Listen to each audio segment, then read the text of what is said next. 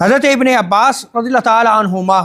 وہ فالمدبرات امرن کی تفسیر میں آپ فرماتے ہیں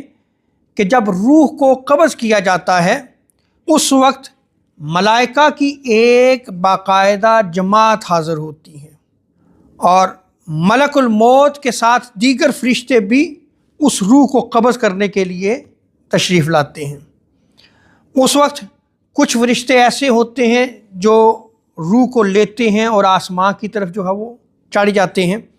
اور کچھ دعاؤں پر آمین کہنے والے ہوتے ہیں اور کچھ میت کے لیے استغفار کرتے ہیں، یہاں تک کہ اس پہ اللہ تبارک و تعالیٰ کی رحمت کا نزول ہونا شروع ہو جاتا ہے۔